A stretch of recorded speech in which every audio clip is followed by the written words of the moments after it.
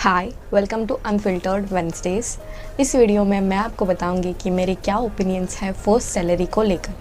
तो हमारे दिमाग पर एक मेंटल कंडीशनिंग की जाती है कि जब हमें सैलरी मिलती है तो हमें उसका क्या करना है। मेरी मॉम एक सीरियल देखती है और उसकी ये एक क्लिप है जो कल के एपिसोड में आई थी। यहाँ पर उसके मदर उसको कह रही है कि आपको इतने सारे खर्चे नहीं करने चाहिए थे, विच इज़ राइट। यानी जब आपकी फर्स्ट सैलरी आ जाती है तो आपको सारी सैलरी नहीं उड़ानी है सबको गिफ्ट लेने के चक्कर में। I know it is good gesture, आपको ये एक फीलिंग है कि मैं अपने सैलरी से कुछ तो करूँ अपने फैमिली के लिए, दैट्स राइट। लेकिन आपको जैसे इन्होंने कहा कि सारी सैलरी नहीं खर्च करनी चाहिए थी। एंड सेकेंड थिंग, उसकी माँ कहती है कि ये जो रिमेनिंग पैसा है उसको एफडी करा लो। यही एक बहुत ही बड़ी हमारी गलती है और हमारे ऊपर कंडीशनिंग की जा रही है हमारे पेरेंट्स के जनरेशन से कि हमें जो भी हमारी सैलरी होगी उसे एफडी में डाल देना है, जो कि बिल्कुल भी गलत है। और ये कहने वाले सिर्फ मैं नहीं हूँ, बहुत सारे फाइनेंशियल प्लानर्स, फाइनेंशियल एडवाइज़र्स और जो हमारे यूट्यूब पर भी फाइनेंस की कम्युनिटी है वो लोग भी हमें कभी भी एफडी करने के लिए सलाह नहीं देते हैं, क्योंकि हम यंग हैं, हमारे पास बहुत सारा समय है पैसे को ग्रो करने के लिए। और अगर ये पैसे इनिशियली हम किसी रिस्की एसेट में भी डाल देते हैं तो हमें उतना नुकसान नहीं होगा जो कि एक 60 या 70 ईयर ओल्ड को होगा, जो हमारी पेरेंट्स की जनरेशन है। और उनको एफडी में पैसे डालना इज़ रियली सेफ थिंग और हमें एफडी में पैसे डालना इज़ रियली क्रेजी थिंग। और यही जो मेंटल ब्लॉक है हमारे दिमाग में उसे हमें दूर करना है। तो हमें क्या करना है हमारे पैसों के साथ? जो फर्स्ट सैलरी हमारे हाथ में आती है उसका आगे क्या?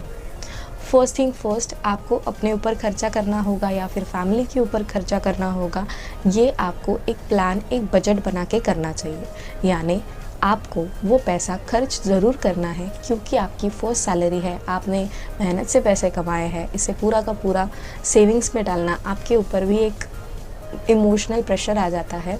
इसीलिए आपको अपने ऊपर और अपने फैमिली के ऊपर, जो आपके क्लोज सर्कल में आते हैं, उनके ऊपर खर्चा ज़रूर करना चाहिए। टोकन ऑफ लव, एक गिफ्ट आपको ज़रूर देना चाहिए। तो हमें क्या करना चाहिए अपनी फ़र्स्ट सैलरी के साथ? मैं अपनी स्टोरी आपके साथ शेयर करती हूँ। जब मैंने फ़र्स्ट जॉब की थी सेल्स की, जो मैंने बीच में ही छोड़ दी थी, उससे मुझे तकरीबन 6000 रुपीज़ की सैलरी आई थी। और उससे मैंने मेरे मॉम के लिए एक जियो का फ़ोन ख़रीदा था और जो पैसे बच गए उसे सेविंग अकाउंट में डाल दिया था। क्योंकि मेरा पहले से सेविंग अकाउंट था, मुझे बिल्कुल भी वो एक सेकंड डिलेमा नहीं था कि मैं ये पैसे भी खर्च कर दूँ, इसलिए मैंने सेविंग अकाउंट में वो पैसे डाल दिए। और अगर आपका अब तक सेविंग बैंक अकाउंट नहीं है तो प्लीज़ खुलवा लीजिए, प्लीज़ वेट मत करिए कि जब आपकी फर्स्ट सैलरी आएगी तब आप as a employee saving account open करेंगे, वो बात की बात है। अभी के लिए भी आपको सेविंग अकाउंट की सख्त ज़रूरत है। ये थी मेरी स्टोरी। लेकिन हमें आइडियली क्या करना चाहिए? जो हमारे दिमाग में एक मेंटल ब्लॉक डाला जाता है सेविंग्स के लिए, उसे हमें दूर करना है।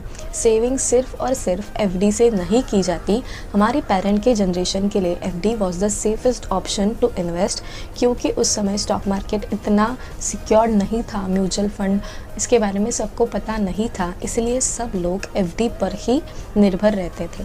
लेकिन हमारा एरा डिजिटल एरा है, सब इन्फॉर्मेशन अवेलेबल है, हमें बस एक कैलकुलेटेड रिस्क लेना है। हमारे पास बहुत सारे ऑप्शंस हैं इन्वेस्टमेंट स्टार्ट करने के लिए, जो कि हमारे पेरेंट्स के जनरेशन के पास नहीं थे, या फिर थे फिर भी उनको इतनी जानकारी नहीं थी।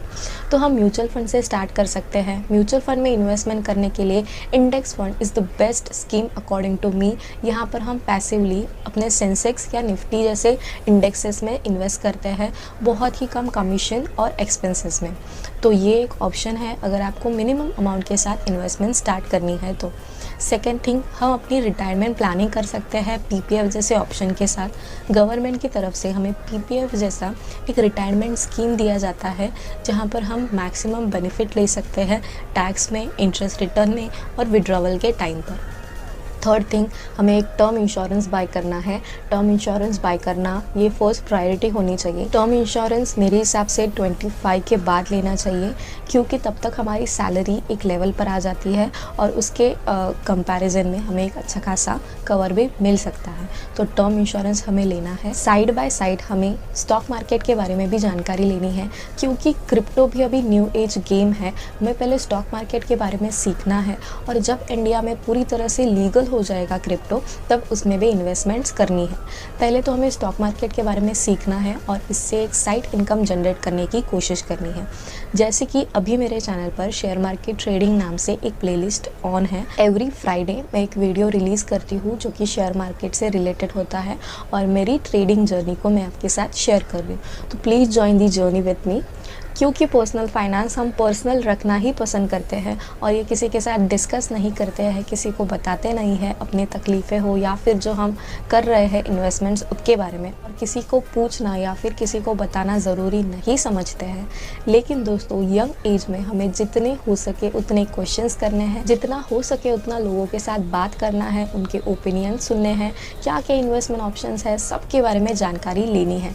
ये सब बताने के लिए हमारे पीयर्स हैं, हमारे साथ पेरेंट्स हैं जो कि न्यू एज गेम समझते हैं। मोस्ट इम्पॉर्टेंट थिंग, कभी भी इन्वेस्टमेंट करने से पीछे मत हटिए। ये सारी चीज़ें आपके तभी काम आएगी जब आप वो फर्स्ट स्टेप उठाएंगे इन्वेस्टमेंट करने का। So that's it for today's video. अगर आपको ये वीडियो पसंद आता है प्लीज़ इस वीडियो को लाइक करिए, मेरे चैनल को सब्सक्राइब करिए और उस बेल आइकन को भी क्लिक करिए जिससे आपको मेरे लेटेस्ट फाइनेंस वीडियो की नोटिफिकेशन तुरंत मिल जाएगी। मिलते हैं नेक्स्ट पार्ट में, तब तक के लिए बाय बाय।